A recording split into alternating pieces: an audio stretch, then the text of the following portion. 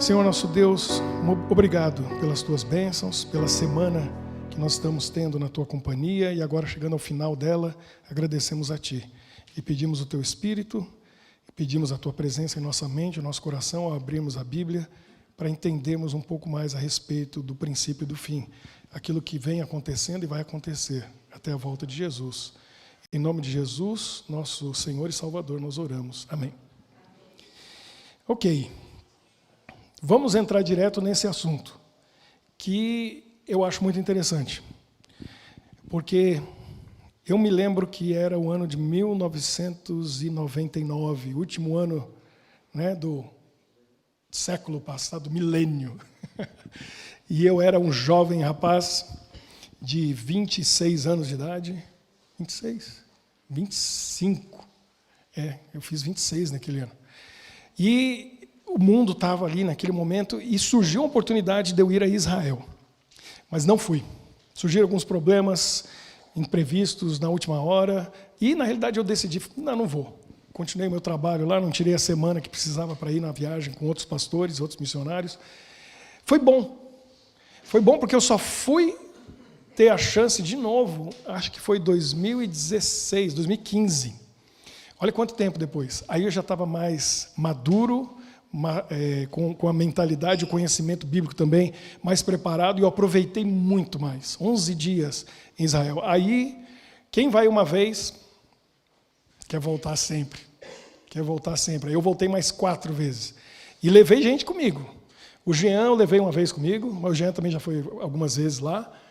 Levei a Alessandro e o Maurício, depois eu levei de novo, eles foram 2 vezes, e a segunda vez eles resolveram descer para o Rio Jordão, no local onde Jesus foi batizado. Eu tive o privilégio de batizar eles lá no Rio Jordão. Guardo com carinho as fotos daquele momento na memória para sempre. Que momento maravilhoso. E quem vai é assim, igual eles. Eles foram, quando eu falei, vamos de novo, a gente deu um jeito, se empolgaram e foram de novo, porque quem vai quer ir de novo. E algo especial está ali naquele lugar. Então eu pude ver Jerusalém, ver a muralha de Jerusalém, conhecer a história. E cada vez que eu vou, aprendo mais e mais e mais. E como o Maurício disse, o Maurício falou uma coisa muito interessante para mim. Ele falou assim, eu trabalho, eu tenho muita atividade, eu tenho pouco tempo para ler, mas você tem tempo livre para estudar, ler e passar para a gente. Eu falei, legal, é isso mesmo, né? Então eu pego essa experiência toda e vou adquirindo essa experiência para transmitir, para passar para vocês. E a gente tem que ter o conhecimento. Conhecimento é muito importante. A palavra de Deus mesmo diz assim, meu povo perece por falta de conhecimento. Quem não conhece e não buscar o conhecimento, não vai conseguir saber o que fazer na hora que precisa. Vem a crise, como a gente estava estudando aí nessa série em janeiro, vem os momentos difíceis e a gente tem que saber, a decisão tem que estar tomada antes. Vão surgir leis que vão obrigar a gente a fazer coisas que vão contra a palavra de Deus. A gente vai estudar isso aí, viu, Luísa? Na nossa classe, e está chegando, para quem começar a estudar as profecias, viu, Marineide? Cadê o Emerson? Viu o Emerson? É difícil reconhecer o Emerson sem a touquinha dele. Põe aí. Aí, olha o chapéu. Que a gente já procura assim, a touquinha, aí eu vejo. Viu o nosso estudo no princípio, a gente vai chegar no estudo das profecias e a gente vai entender isso aí. O preparo tem que ser agora, no tempo de paz. Está tudo bem, a gente se prepara. Quando chega a hora de tomar a decisão, você já tomou. Já sabe o que fazer. Então, conhecimento é muito importante. E de profecia, mais ainda, porque a profecia, ela revela para nós o passado, e a gente tem fé, vendo que Deus estava dirigindo as coisas no passado, Ele sabe, Ele conhece o futuro, então a gente tem confiança nele, revela o futuro, para a gente não ter medo e não se preocupar, para isso que Deus deu profecia também, sabe o que vai acontecer, aí você se prepara, mas o mais importante, eu acho, é o presente. Porque a gente tem que saber em que momento a gente está dentro da profecia para eu saber como eu devo viver hoje. Porque se eu tiver com a minha mente fora do lugar, meu pensamento, meu relógio profético está fora do lugar, eu não vou estar vivendo do jeito que Deus quer que eu viva para esse momento agora. Então eu preciso saber onde a gente está. E por isso a série Princípio do Fim, porque eu acredito, segundo a profecia bíblica, que a gente está agora no começo do fim. Então eu tenho que saber o que eu preciso fazer. Bom, vamos dar uma olhadinha em umas imagens que eu preparei para vocês. Deixa eu ver se vai funcionar isso aqui. Funciona aí já? Não vai ficar cego com o meu laser aqui. O templo. Hoje a gente vai falar um pouquinho do templo, porque Israel é o foco do mundo nesse momento, é ou não é? Quem estiver assistindo isso aqui daqui a alguns meses, semanas, meses ou anos, não muitos anos, porque para onde a gente vai não vai ter internet. É sério, daqui a alguns anos aqui, ó, esse vídeo aqui tem validade muito curta, segundo o que eu creio. Não vai durar 10 anos esse vídeo aqui, porque não vai ter mais internet, computador, não vai ter nada. Eu acredito que Jesus já voltou e já acabou tudo. E eu vou provar isso para vocês segundo a Bíblia. Mas olha só, Israel, bom, você que está vendo aí no futuro, a gente está aqui, ó, na época que está tendo a guerra em Israel, né? O Hamas está lá atacando, e aquele lugar é o foco, né, de guerra naquela região toda, principalmente por causa de um monte que na Bíblia se refere várias vezes, eles até mudaram de lugar, os judeus mudaram o nome para eles terem um Monte Sião, porque lá era chamado de Monte Sião, um monte de adoração, e aquele lugar é muito famoso e desejado principalmente por dois povos, todo o povo islâmico e todo o povo judeu. Os judeus que foram donos daquela terra, o povo islâmico que tomou conta daquela terra, e o mesmo lugarzinho, aquela mesma pedra. Tanta coisa aconteceu ali, ou dizem que aconteceu, e todo mundo quer ser dono daquilo. Então tem uma pedra no monte, que era antigamente chamado Monte Sião, que antes chamava Monte Moriá, que foi o local onde Abraão seguiu 3 dias de viagem, com o filho e mais os servos, deixou os servos embaixo do monte, subiu com Isaac para fazer o quê? Um sacrifício, que não aconteceu. Deus tinha uma lição, quer dizer, uma não, várias lições, para Abraão, para Isaac, para todos nós. Ali naquele monte, futuramente, se surgiu uma cidade, e essa cidade foi crescendo e se tornou a capital do povo de Israel. Um dia um rei olhou para aquele monte e falou assim: ali naquele monte precisa construir um templo, porque eu moro num palácio e Deus está morando numa tenda, que era o tabernáculo, feito com peles de animais, né, e tecidos e tal. E aí ali se construiu o templo, o primeiro templo. Vamos dar uma olhadinha, olha, está dizendo aqui, ó, o templo, 2 vezes construído, 2 vezes destruído. Haverá o terceiro? Tem gente que quer construir o terceiro. Então, já existe? Bom, vamos ver. Essa é uma pintura, um quadro de um artista que imaginou aí a destruição de Jerusalém na ocasião do primeiro templo. Então, quem veio ali, vieram os exércitos, né? Veio o exército da Babilônia e eles cercaram e destruíram Jerusalém, destruíram os muros e destruíram o templo. E essa aqui, acho que o Jean estava comigo quando a gente foi lá. Não, você já foi aqui nessa miniatura da cidade de Jerusalém. Lá em Jerusalém, é uma maquete mostrando como era a cidade de Jerusalém na época de Jesus. E esse é uma réplica de como realmente era o templo, o segundo templo, porque aí ele foi reconstruído, não foi reconstruído com a mesma grandeza e beleza do templo de Salomão. E segundo o que eu acredito, que eu creio que a Bíblia diz, eu creio que está dizendo aquilo, foi aquilo mesmo. O templo de Salomão é considerado uma das 7 maravilhas do mundo antigo, como as pirâmides do Egito, Colosso de Rhodes, tem várias, são 7. Por quê? Era lindo. E era assim, algo caríssimo, porque tinha muito ouro, tinha muita pedra preciosa, a gente vai falar das minas do rei Salomão. Salomão era um rei muito rico, ele tinha muita coisa, e a riqueza foi toda no templo. Só que o templo diz que os artesãos que fizeram os objetos lá de dentro, que construíram, receberam um dom especial de Deus para fazer aquilo. Então, era uma coisa construída por seres humanos com um dom divino. Ou seja, um ser humano normal, por mais capacitado que fosse, não conseguiria jamais criar algo tão belo como eles criaram. Porque eles estavam com um dom especial de Deus para fazer as esculturas, a criar toda aquela arquitetura, os objetos. Então, quem entrava, olhava e sentia a presença de Deus, porque via uma glória, uma beleza, algo sobrenatural. Não era normal. Esse segundo já não foi assim. Eles tentaram fazer o melhor que conseguiram. E construíram o templo. Agora, olha que interessante.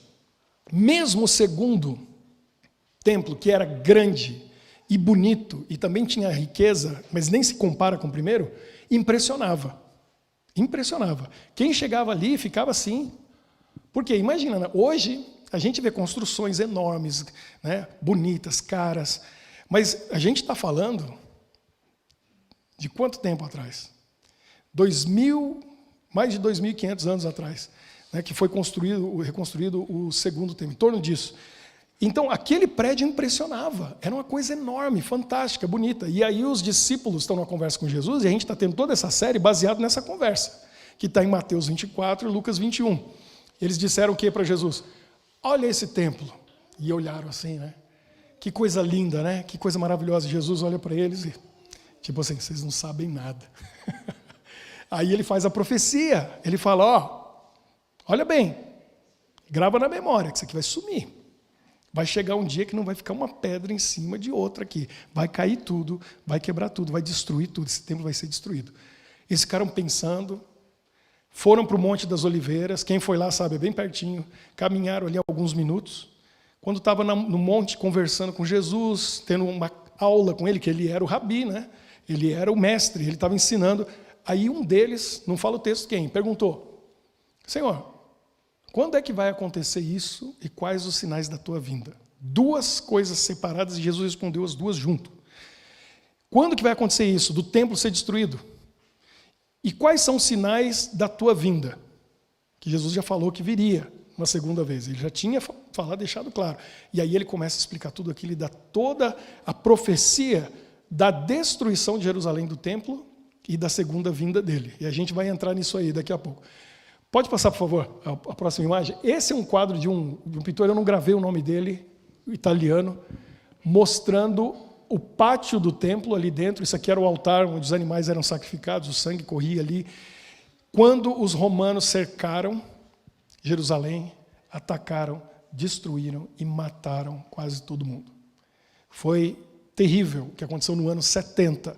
Jesus fez a profecia no ano 33. Mais ou menos não, ou 33 ou menos, perto do ano 33, foi bem ali, já estava no finalzinho da vida dele, então era ali, 33, então no ano 70 aconteceu isso, e como ele deu os detalhes, e ele falou assim, olha, quando vocês virem isso acontecendo, e ele deu os detalhes, quem estiver fora da cidade, não volta, já vai embora, quem estiver dentro, ó. E milagrosamente, o exército romano cercou a cidade, ficou alguns dias ali, ficou um momento, e, de repente, eles recuaram. Foi o momento que os cristãos, que criam na profecia de Jesus, fugiram. Quando eles voltaram, os romanos voltaram. Pouquíssimo tempo depois, foi para destruir e acabar com tudo. Então, essa é uma imagem impressionante da destruição do segundo templo. Agora, tem gente por aí que esse aí não é o templo mesmo, mas é uma cópia, uma réplica do templo. Quem sabe que imagem é essa aí? Em São Paulo. A gente está na IASD.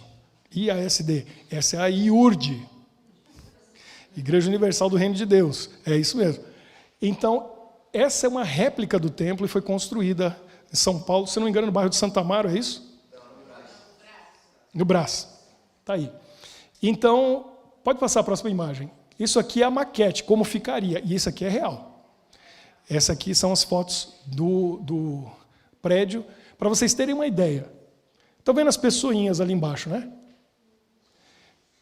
Essa frente, ali dentro, tem andares e andares e andares. É um prédio de 14 andares. Um prédio de 14 andares, para vocês terem uma ideia da altura, do tamanho. Agora, você imagina isso lá na época de Jesus, um prédio de 14 andares. Era isso. Essa é uma cópia. O templo era impressionante, ele era muito alto, né? E ele foi construído com a pedra branca, que a gente vê lá tudo em Jerusalém assim, então aquilo destacava de longe, o pessoal olhando aquilo. Então, aí é uma igreja que funciona, as pessoas vão ali, elas adoram ali, e não é o templo. Chama-se de templo, é uma réplica do templo, mas não é o templo. Vamos dar uma olhadinha em algo que está acontecendo. Lá em Israel, claro que esse é o sonho do povo judeu. E parte do sonho foi realizado, né?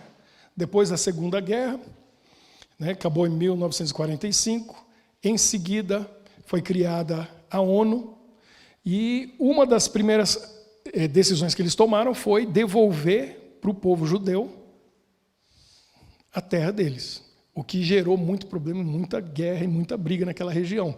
Porque imagine, o povo palestino que estava morando lá, cada um na sua casa, com a sua vida, foram expulsos. Literalmente, em algumas regiões, algumas áreas, eles foram embora, expulsos dali. Por isso está essa guerra toda, que Israel tomou parte de Jerusalém, e uma grande parte do que hoje é Israel, legalmente foi dado para eles, e agora os palestinos se sentem invadidos.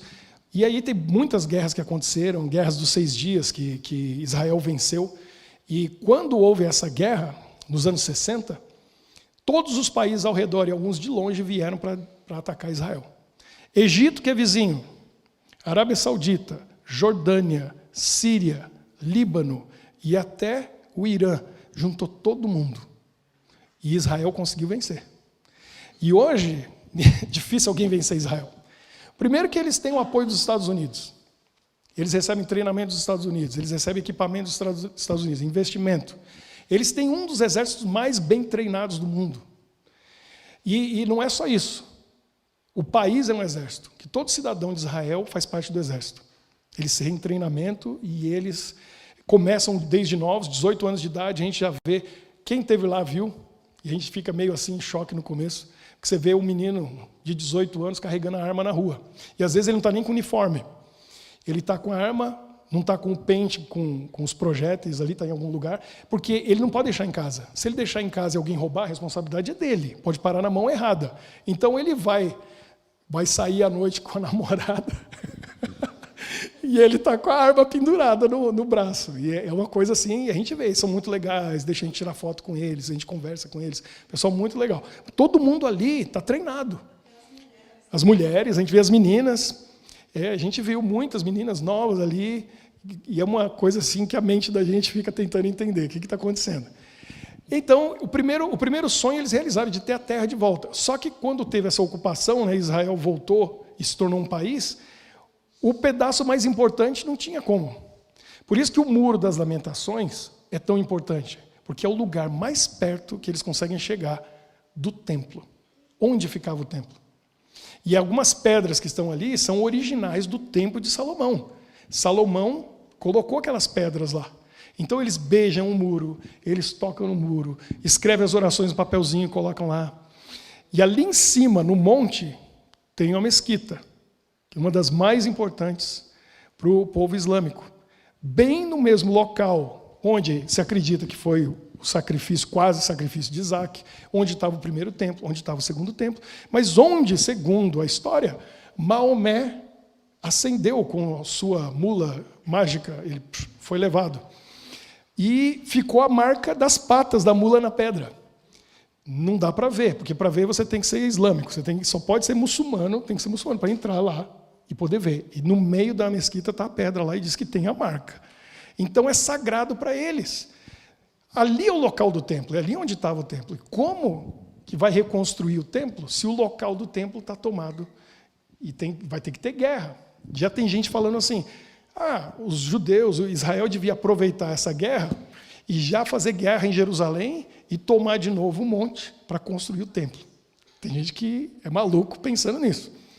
Tem outros que acreditam que lá embaixo da mesquita, no subterrâneo, está escondida a arca. E em 1984, teve um maluco lá, em Israel, não lembro o nome dele, que pelos túneis do lado de Israel ele foi indo por baixo e ele encontrou alguma coisa lá embaixo, grutas e cavernas, e eles têm essa teoria de que nessa invasão, né, dos romanos, eles esconderam lá. Tem gente que acredita que ela foi para a Etiópia, tem gente que acredita que foi para outro lugar, tem gente que acha que está lá embaixo, escondido. Só que quando o pessoal lá em cima descobriu que eles estavam nos corredores lá embaixo, tentando encontrar a arca, quase começou uma guerra. A Arca da Aliança. A Arca de Noé não é, né? Obrigado. Foi boa, está muito tenso o assunto. Obrigado, Gabriel. A Arca da Aliança, que tem os 10 mandamentos dentro, o maná, a vara de Arão e tal. Eles acham que tá lá embaixo. E aí eles selaram com concreto, ninguém mexe lá, porque se abrir aquilo e tentarem entrar lá, o que vai acontecer? Guerra, não pode mexer. Então tem muita coisa interessante, mas a identidade do povo judeu, a identidade do povo de Israel era o templo. Por muito tempo, era o templo, era o local de adoração. Não só isso. Por que o templo era tão importante? Tem uma música que a gente canta aqui, já cantou muito ano passado, chamada Shekinah. O que quer dizer Shekinah? O que é o Shekinah? O que foi o Shekinah? A glória de Deus, que se revelava no templo. Então, Deus, ele começou a mostrar isso lá no tabernáculo. Moisés ficou na montanha 40 dias, recebeu toda a informação de Deus, veio com as tábuas, né, Luísa, que a gente conversou, escrita com o dedo de Deus, em pedras. E aí ele falou, vamos construir o tabernáculo. E a gente vai entender o porquê disso, porque vai esclarecer para a nossa mente a coisa mais importante desse livro, chamado Bíblia, de tudo isso. Por que Deus falou, faz o tabernáculo? Fizeram a tenda, e Deus mostrou a glória dele ali. Um brilho, uma luz, algo fantástico. E todo mundo sabia, Deus está aqui. Deus está aqui, porque eles viam. A gente tem fé, que ninguém aqui viu Deus. Alguns aqui ouvem. A gente ouve a voz de Deus, mas ouve aqui, né? A voz da consciência, Deus fala com a gente. Mas eles viam a glória de Deus, era o Shekinah. Quando foi construído o templo, Salomão construiu, com os recursos que o pai dele, Davi, deixou, que a ideia foi do pai dele. Aí ele construiu. No dia da inauguração, o que aconteceu? Tem o pátio, tem o lugar santo, tinha um véu e o lugar santíssimo. A glória de Deus brilhou lá dentro. Era o Shekinah. E eles viam. E o brilho vinha para fora. Deus se revelou. Quando foi destruído esse templo e o segundo foi construído, coisa que pouca gente sabe, o Shekinah nunca mais aconteceu. Só no primeiro templo de Salomão tinha o Shekinah. Não quer dizer que Deus não estava com o povo dele, não quer dizer que Deus não estava ali. Mas nunca mais eles viram a glória de Deus. Tem até um termo do hebraico chamado Icabod. Já ouviu esse termo? Quer dizer, foi-se a glória. Foi-se a glória do Shekinah. Ali acabou. Não tinha mais. Então, mas ainda era o lugar sagrado, era aquele local, ainda era o templo. Agora, o que eles querem fazer? Eles querem reconstruir o templo. Esse é o sonho. Então, tem em Jerusalém um local, tipo um museu, onde é a sede do Centro de Estudos e Pesquisas, e é um centro do templo que está preparando para quando for possível, e aí eu não sei como que eles vão criar essa possibilidade, reconstruir o templo. As plantas da construção já estão prontas. Está tudo feito. Tem mais. A vestimenta dos sacerdotes já está pronto. E a do sumo sacerdote está pronto. E não é qualquer coisa, não. Tem uma indumentária e tem um chapéu que ele usa que é de ouro puro. O tecido é especial, é caríssimo. A placa que ele carrega no templo, segundo a construção no peito, segundo a descrição bíblica, é de ouro, com 12 pedras preciosas e semipreciosas. Aquilo vale uma fortuna. Está lá, guardado. Os judeus que demonstram a sua linhagem e são da tribo de Levi, eles já podem ir lá e adquirir ou levar uma vestimenta de sacerdote para guardar em casa. Porque o dia que tiver o templo, eles vão poder ser sacerdotes no templo. E eles têm um treinamento 2 vezes por ano, é ensaiado, tudo é preparado, músicas e tal. Porque quando tiver, já tem o sacerdote, já tem a roupa, já tem tudo. Agora, o que é essa imagem aí? Para você ver como que é sério o negócio, essa é a menorá, que é uma lâmpada com 7 castiçais ali, 7 lâmpadas. Foi feita exatamente como a Bíblia descreve, no tamanho que a Bíblia descreve. Já passa a próxima imagem para a gente ter uma ideia do tamanho dela. Tem uma menina ali, está na praça, está exposta na praça central do bairro judeu, porque é 1 quilômetro quadrado a cidade antiga de Jerusalém, e são 3 bairros. Tem o bairro islâmico, tem o bairro cristão, onde tem igrejas, onde se acredita que Jesus foi sepultado e onde ele morreu, no Calvário, e tem o bairro judaico. Essa é a principal praça no bairro judaico, e a menorá está lá. Essa menorá é a que vai ser usada dentro do templo, que ela tem as medidas exatamente feitas como a Bíblia descreve. Ela está aqui exposta para dar esperança para eles sonharem e imaginarem com o dia em que o templo vai estar pronto e ela vai estar lá dentro, junto com os outros objetos e tudo aquilo. Uma cor bonita, né? Por quê? Porque é de ouro. Sabe quanto que ela vale? 3 milhões de dólares. Está ali. Porque ouro, essa é a que eles vão usar. E o que você está vendo é ouro, 24 quilates. Essa vale 3 milhões de dólares. E está lá na praça. Incrível, não é? Essa aqui é. Tem uma réplica que está no museu lá dentro do templo. A que está lá é a réplica. A original está aqui. Todo mundo pode ver. Não pode tocar. Não dá para chegar nela. Com certeza tem alarme ali, aquele vidro é super reforçado. Não tem como penetrar. Mas essa aqui, eles acreditam, é a identidade deles. Eles querem ter o templo, querem ter a presença de Deus, é o sonho deles. Pode passar, Jean.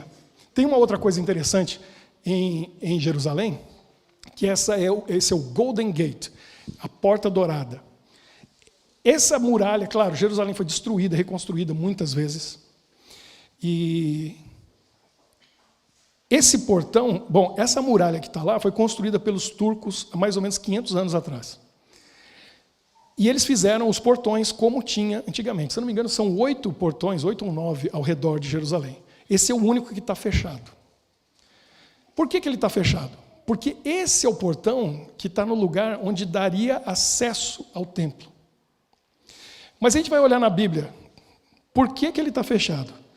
Olha o que diz aqui, se você quiser olhar aí no seu telefone, na sua Bíblia, Ezequiel 44, 1 e 2. Baseado nesse texto, eles fecharam essa porta. Por quê? Tem um motivo. Diz assim, olha o que está no livro de Ezequiel, 44, verso 1 e 2. Então o homem me fez voltar para o caminho da porta exterior do santuário, que olha para o oriente, exatamente ali, está virada para o oriente, o leste, onde o sol nasce, o qual estava fechada. Disse-me o Senhor, esta porta permanecerá fechada, não se abrirá, ninguém entrará por ela, porque o Senhor, Deus de Israel, entrou por ela, por isso permanecerá fechada. Então, baseado nesse texto, está fechado, porque o povo judeu acredita que quando o Messias chegar, ele vai passar por ela. E o sonho deles é que o templo vai estar ali, reconstruído, e o Messias vai passar por essa porta. Eles vão abrir, vão quebrar todas aquelas pedras ali, o Messias entra por ali e vai no templo. Esse é o sonho deles. Tem cristãos protestantes evangélicos que eu estava conversando com o Casa, que são dispensacionalistas e tem uma série de interpretações do futuro, que vai acontecer e como vai acontecer, e eles acreditam que vai ter um arrebatamento, 7 anos de tribulação, aí vem o Armagedon, e aí vem a volta de Jesus para poder trazer paz na terra que vai durar 1000 anos. Quando Jesus vier, tem muita gente, muitos cristãos que acreditam que realmente vai ter um templo construído ali, que Jesus vai passar por essa porta e vai entrar no templo. Então tem muita gente interessada em ver um templo reconstruído lá. Os judeus e muitos cristãos. E aí a gente começa a entender as jogadas políticas que têm por trás interesses políticos, mas também tem interesses religiosos.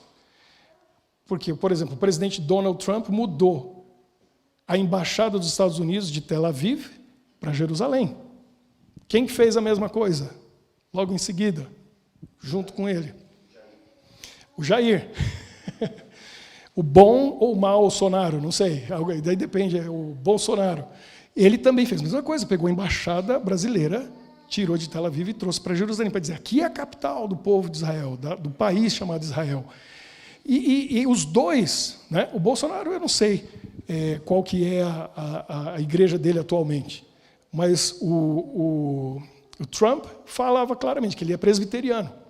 E eles têm esse pensamento da ideia do templo e tudo isso. Então, olha que interessante. Vocês estão vendo ali embaixo o que tem bem na frente da porta?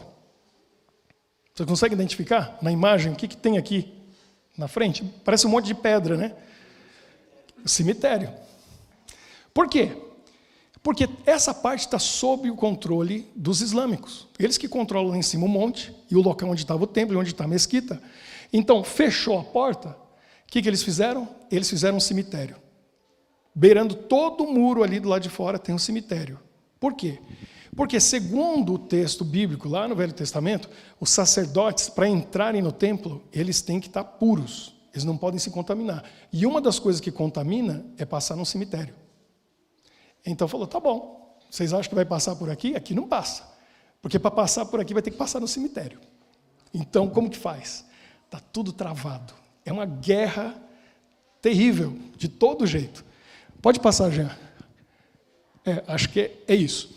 Agora, olha só, vamos entender a conclusão dessa ideia toda. Por que Deus mandou construir o tabernáculo e depois, a ideia não foi dele, foi de Davi. Vamos fazer um templo. E Deus aprovou a ideia e financiou, porque Ele deu prosperidade, riqueza, condições de construir e deu para os artesãos e para todo mundo que estava construindo a capacidade de fazer aquilo. Então Deus queria que fizesse o templo ali, não partiu dele aquilo, mas Ele aceitou a proposta de Davi e o templo foi construído. Por quê? Se você entender isso, você vai entender a razão do nosso refúgio, a razão de a gente ter uma igreja, a razão da Bíblia, por que a gente tem religião, por que tem o cristianismo, você vai entender tudo. E a gente vai entrar num ponto mais profundo. E aí a resposta vai ser o seguinte, vai haver um terceiro templo? Não sei. É possível. A pergunta é a seguinte, Deus quer que seja construído um terceiro templo? Sim ou não? Qual o propósito? Qual o objetivo? Ele precisa que a gente tenha na terra um templo novamente? Será? Sim ou não? A gente tem que entender qual era o motivo do primeiro templo. E entender também uma coisa. O primeiro foi destruído.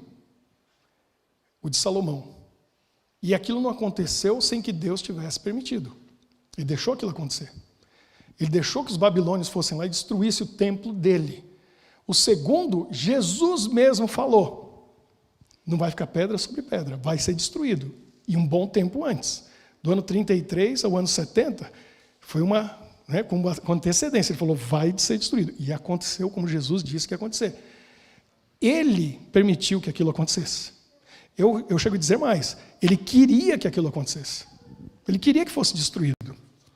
Porque não precisava mais de templo. Vamos entender? Olha só. Qual é o maior desejo de Deus? Difícil entender certas coisas, né? Mas a gente tem a Bíblia para entender esses detalhes, para explicar para a gente muita coisa. Está ali, você tem que estudar, pesquisar, para conhecer a Deus, a ponto de entender qual é o desejo do coração dele. E eu espero que você entenda isso hoje. Deus criou a nós, seres humanos, com que objetivo? Para que Ele criou Adão e Eva? Para quê? Por quê? Numa condição normal, não é o caso de muitos de nós, não é a realidade do mundo hoje por causa do pecado, mas em uma situação normal, um homem que ama uma mulher e uma mulher que ama um homem, o amor é tão grande, expande e chega um momento que diz assim, esse amor vai transbordar. E transborda na forma do quê? Filhos. E aí cria uma família. E a coisa mais linda que tem nesse mundo é uma família que se ama e que é unida. É ou não é? Privilégio de poucos. Não é? Privilégio de poucos, por causa do pecado. Mas Deus também já tinha a sua família. E a família, porque Deus não está sozinho, nunca esteve sozinho. Antes de criar tudo, Ele estava sozinho? Segundo a Bíblia, Deus estava com quem? Com Ele mesmo, que é Pai, Filho e Espírito Santo. Deus já é uma comunidade de amor. Porque amor, para existir, tem que ter um objeto do amor e ser recíproco. Eu amo e sou amado. Deus é completo. Porque Ele se ama e é amado por Ele mesmo, porque Ele não está sozinho. São 3 pessoas, segundo a Bíblia. E esse amor transbordou, e tudo que ele criou nesse universo imenso é porque ele é, 1 João 4,8, o quê? Deus é amor. Então ele criou Adão e Eva para ele poder amar e transbordar em amor por esses filhos que ele fez, porque Adão e Eva tinham pai e mãe. Deus era o pai e a mãe deles. E Deus, obviamente, quer receber o amor de volta desses filhos. E aí a gente sabe o que aconteceu, o pecado. Deus ia lá no Jardim do Éden todos os dias para se encontrar com eles. E passava um momento com eles, e a Bíblia dá a dica para a gente, na viração do dia. A gente estudou isso ainda, lembra? Que hora que é a viração do dia? Pôr do sol. Na hora do pôr do sol, Deus ia lá se encontrar com os filhos dele, Adão e Eva. Quando chegava no 7º dia da semana, que era o dia de descanso, Adão e Eva tinham que descansar de toda atividade para fazer o quê? Sentar na frente da televisão e ficar lá. Assistir o jogo da Champions League. O que eles iam fazer? Era passar o dia com Deus. Então tinha um dia de descanso, o descanso era para passar o dia com... O que Deus quer? Estar conosco. Quando ele chega lá um dia e ele não encontra Adão e Eva, ele sabia, mas ele faz uma pergunta, não é porque ele não sabia, era um convite para o relacionamento. Ele chega no jardim e fala: Adão, cadê você? Eva, cadê você? Por que vocês estão se escondendo? Tudo que eu mais quero é estar com vocês. Vocês estão fugindo de mim? Eu criei vocês para isso, para a gente se relacionar, para a gente estar junto. E vocês estão com medo de mim? Estão com vergonha de mim? Estão fugindo de mim? Vocês existem para isso, para a gente se relacionar. E vocês estão se escondendo. A partir daquele momento, a realidade que Deus tinha criado de se relacionar com as suas criaturas foi quebrada. Adão e Eva saíram do jardim, eles não tinham mais contato direto com Deus, não falavam com Ele face a face, e aí ficou vazio no coração de quem? De Deus. E Ele vem, por 6.000 anos, tentando realizar o desejo dele de estar conosco. Quando que ele começou a chegar perto disso? O dia que ele se encontra com Moisés, lá na montanha, no Monte Sinai.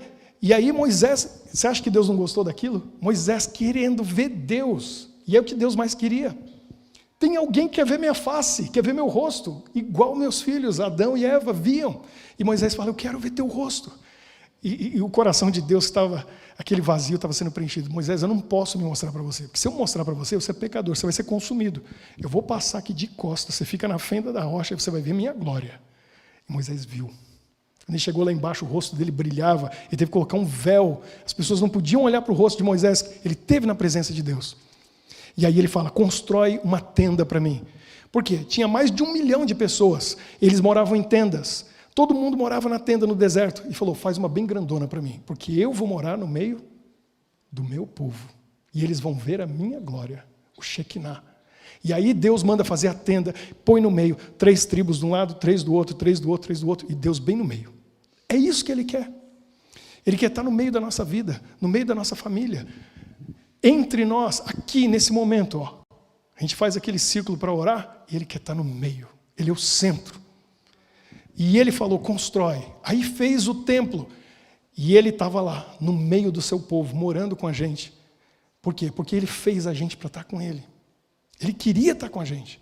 E aí o tempo foi passando, e ele chegou bem pertinho de realizar aquilo que ele mais queria, que é estar com a gente. Porque ele não aguentava mais a saudade, ele não aguentava mais a distância.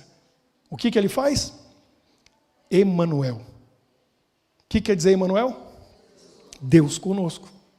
É isso que ele queria. Aí ele vem como Emanuel, Deus conosco, porque ele cansou de ficar longe. Aí ele veio aqui para olhar a gente nos olhos, para abraçar a gente, para beijar a gente, para estar bem pertinho, para tocar. Que Deus é esse? Criador do universo, que vira um homem e vem aqui, porque Ele quer tanto estar com a gente que Ele vira um de nós, para estar pertinho da gente e tocar a gente, olhar nos nossos olhos, para ter essa comunhão. Para lavar os pés dos discípulos, para partir o pão junto, para tomar o suco da uva com eles. É o que ele queria. Aí ele fala: eu vou voltar para estar com vocês. E quando eu for e voltar, vocês vão estar comigo para sempre. A gente vai morar junto. E ele quer tanto estar com a gente que ele não vai levar a gente para morar lá com ele. Segundo a Bíblia, a gente vai lá passar um dia, que para Deus é 1000 anos, e 1000 anos é um dia, então a gente passa 1 milênio com ele, aí ele volta e ele vem morar onde? Aqui. Ele vai morar aqui com a gente, porque ele quer estar com a gente sempre. Então, deixa eu mostrar uma coisa para vocês. 2 textos para a gente terminar. 1 Coríntios 6:19. Precisa de um templo? Por que Jesus deixou destruir o templo? Porque ele queria tanto estar com a gente, e depois que Jesus morreu na cruz, ele falou, agora eu posso estar com vocês. Olha o que diz 1 Coríntios 6:19. Acaso Paulo escreveu isso? Não sabeis que o vosso corpo é santuário do Espírito Santo que está em vós, o qual tendes da parte de Deus e que não sois de vós mesmos. A gente é santuário. Santuário é a mesma coisa que tem tradução aí que fala tabernáculo.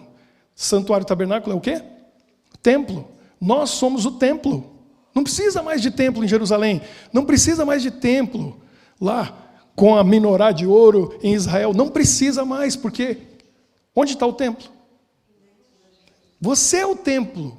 E ele falou, eu vou mandar meu Espírito para estar dentro de vocês, no seu coração, na sua mente. A gente vai se unir e eu não vou ter mais esse problema de estar longe das criaturas que eu amo. Eu vou estar dentro delas, vou estar dentro de vocês. Receba meu Espírito no coração de vocês. É isso. E aí, o final dessa história tem em Apocalipse 21:3. E agora a gente vai concluir. Porque Deus vai realizar o sonho dele. O sonho dele se realiza em Apocalipse 21:3. Lá está falando do tempo em que já Jesus voltou, já vai resolver o problema do pecado, acabar com tudo, e aí vem uma nova cidade que vai descer sobre a velha cidade, chamada Nova Jerusalém. Jesus vem dentro dela para morar aqui para sempre. E ele diz o seguinte, olha aí, Apocalipse 21:3. Então ouvi grande voz vinda do trono dizendo, grande voz, quem está no trono está gritando. Ele está falando muito alto para todo mundo ouvir. Por quê? Sabe aquela hora que o time da gente que não ganha, chega na final do campeonato e faz o gol? É a grande voz da torcida. A gente grita, tá aqui feio. Aquela moça que ficou encalhada, não vou nem falar quantos anos. Finalmente alguém convida ela, diz que ama, para sair, diz que ama ela, casa no dia do casamento, essa mulher está doida para dar um grito. As amigas gritam na hora de receber o buquê. É ou não é? Até que enfim, daquele grito, desencalhou. Estou brincando. Mas você vê, tem tantos momentos na vida da gente que a gente dá um grito de glória, um grito de alegria. Deus tem um sonho, igual aquela moça tem um sonho de casar, o torcedor tem um sonho de ver o time ganhando, né? E tem gente que tem sonho, e tem gente aqui que eu sei, você talvez já passou por uma situação na sua vida, e quando você chegou lá, você deu um grito de alegria. Até que enfim, cheguei, consegui, conquistei. Que alegria! Deus está sonhando com isso, e quando chegar esse momento, Ele está no trono, é uma grande voz, Ele vai dizer, até que enfim, realizei meu sonho. E por isso que Ele grita, de alegria. O que Ele diz? Eis o tabernáculo de Deus com os homens. O que é o tabernáculo? O santuário, o templo. O meu templo vai estar com os homens, a minha casa vai estar com os homens. Eu vou estar com eles. Essa é a realização do sonho de Deus. E Ele vem para morar com a gente para sempre. Então o texto diz assim, Deus habitará com eles, eles serão povos de Deus, e Deus mesmo, Ele mesmo, estará com eles. Esse é o sonho de Deus. Ele quer morar com a gente. Ele quer viver com a gente. Ele quer estar com a gente. E Ele vai realizar esse sonho. Está aqui em Apocalipse 21:3. E Ele já está realizando agora. Quando Ele mora no seu coração, quando Ele mora no meu coração, quando a gente abre o nosso coração e diz para Ele, vem, entra, mora em mim, habita em mim, Emanuel, Deus conosco. O sonho dele vai se realizar lá, mas já começa hoje para aqueles que aceitam a Jesus como seu Salvador, para aqueles que recebem Ele no coração, para aqueles que dizem para Jesus, eu quero também o seu sonho para mim. Eu quero viver para sempre contigo. Eu quero estar nessa cidade e morar para sempre contigo, vendo o seu rosto, como Moisés viu, como Adão e Eva viram lá no Jardim do Éden. Eu quero ter esse contato direto contigo. Então a gente lê a Bíblia, a gente vem aqui, a gente se diz cristão. Tudo isso para realizar esse sonho de Deus. Agora, adianta fazer tudo isso se esse não é o nosso sonho? Se essa não é a nossa realidade? Se a gente está dizendo que é cristão, mas aí quando começa a semana, no nosso dia a dia, por aí, a gente vive a vida como se Jesus não existisse. Esquece Ele aqui e vai fazer as nossas atividades e Ele fica para trás. Ele quer estar lá com a gente o tempo todo. O que Ele quer é estar conosco, ser o centro da nossa vida, vivendo e convivendo com a gente a cada momento. Aí eu preciso sair daqui e dizer, eu não preciso de templo em Jerusalém, eu sou o templo. Eu preciso de Jesus aqui comigo. Eu preciso dele na minha vida. Eu recebo Jesus cada manhã. Eu passo o dia com ele. Antes de dormir eu oro e digo, Senhor, cuida de mim, porque amanhã eu estou contigo de novo. E a gente continua a jornada. Vamos fazer a nossa oração? Vamos fazer o nosso círculo? Vem aqui, que é a hora da gente orar e dizer para Jesus, eu quero viver o teu sonho. E eu vou estar lá quando o Senhor realizar o seu sonho. Eu sou o templo. O meu coração é o seu templo. Habita em mim, mora em mim. Esteja comigo, transforma minha mente, o meu coração, transforma minha vida, cada dia, cada momento. Eu me entrego a Ti, porque o Teu sonho é o meu sonho. Eu quero ser feliz agora, já. Lá não vai ter dor, sofrimento, morte, tristeza, mas a gente já pode ter, mesmo no mundo com dor e sofrimento e tristeza, a gente já pode ter momentos felizes, completos, onde o vazio do coração vai embora, porque Jesus preenche.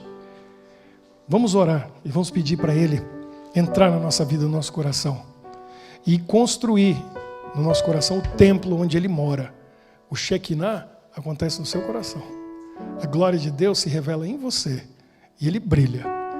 E as pessoas ao redor vêm na mudança do nosso coração, vêm na nossa relação com as pessoas ao nosso redor, vêm nas nossas atitudes de amor, que são as mesmas que Jesus teve quando andou aqui. É isso que a gente precisa. Vamos orar. Senhor Deus, hoje a gente entendeu muita coisa. A gente não precisa de um templo de pedra aqui na terra, porque o Senhor já criou um meio de estar conosco todos os dias, o tempo todo, na nossa mente, no nosso coração, através do Teu Espírito. O Senhor revelou que nós somos o templo. Habita no nosso coração, na nossa mente, na nossa vida. Transforma a gente completamente. Nós entregamos a nossa vida a Ti. E o Senhor vai realizar este sonho, o Teu sonho, de estar sempre conosco. O Senhor realizou em parte em Emanuel, quando Jesus veio à terra, Deus conosco.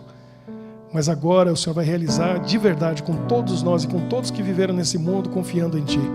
O Senhor vai ressuscitar eles e vai levar para estar contigo para sempre.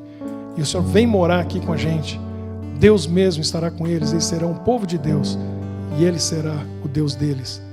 A gente vai ver a Tua face, a gente vai poder pegar na Tua mão, a gente vai poder ver a cicatriz, dar um beijo na Tua mão e agradecer, um abraço maravilhoso pelo Teu sacrifício. Obrigado, Pai. Planta esse sonho no nosso coração, para que a gente viva feliz, cada dia, cada momento, contigo, já desfrutando nessa vida este sonho que vai se realizar em breve. E que a gente esteja pronto para Te encontrar face a face, porque vai ser um encontro para nunca mais dizer adeus. Vai ser um encontro para estar junto das pessoas que a gente ama, da nossa família, dos nossos amigos e contigo. Salva cada um de nós e que aqui seja um local de luz, onde a gente veja o Shekinah no coração e na vida de cada um. Em nome de Jesus nós oramos pedindo essas bênçãos. Amém. Que Deus abençoe a todos nós.